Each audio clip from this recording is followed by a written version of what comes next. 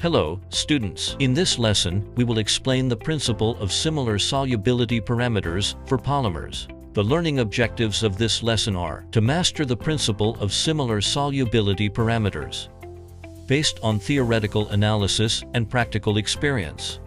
When dissolving polymers, the following three principles can be used.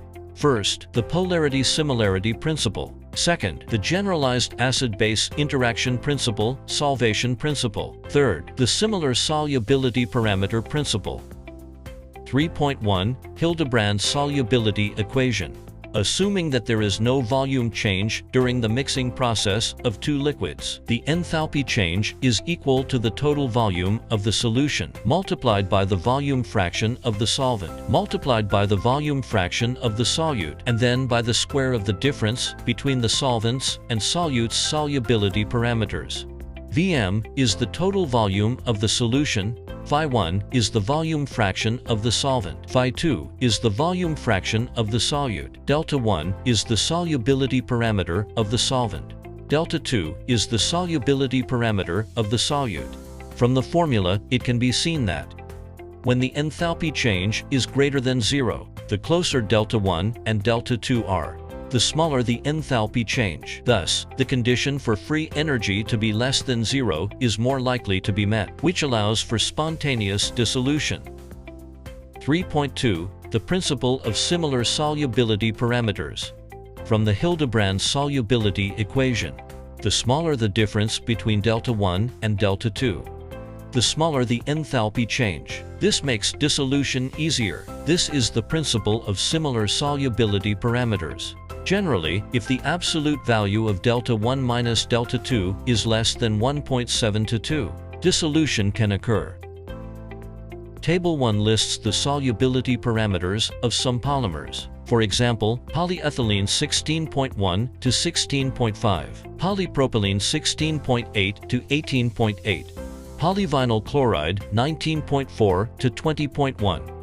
Natural rubber 16.6, styrene butadiene rubber 16.5 to 17.5. Table 2 lists the solubility parameters of several solvents. For example, N-hexane 14.9, N-heptane 15.2, benzene 18.7, acetone 19.0, chloroform 19.0.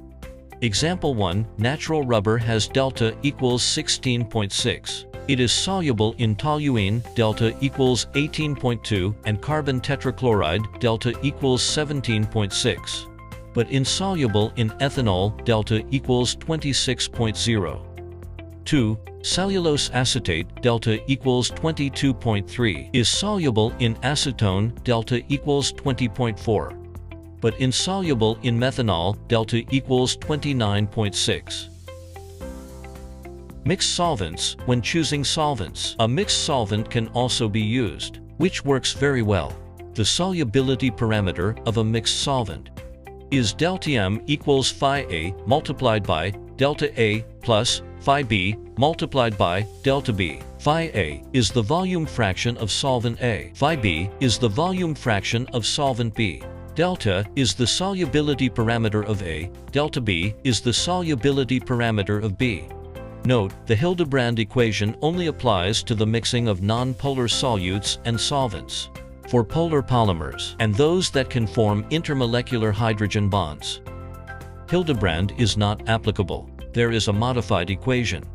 For example, polyacrylonitrile, PAN, cannot dissolve in ethanol or methanol because PAN is highly polar, while ethanol and methanol are too weakly polar. Another example is PS, which cannot dissolve in acetone even though their delta values are similar. This is because PS has weak polarity, while acetone has strong polarity. Thus, the similar solubility parameter principle is not always effective. Summary of this chapter: the principle of similar solubility parameters. From the Hildebrand equation, the smaller the difference between delta1 and delta2, the smaller the enthalpy change, which is more favorable for dissolution. This is the principle of similar solubility parameters. Generally, if the absolute value of delta1 minus delta2 is less than 1.7 to 2, dissolution can occur. Thank you.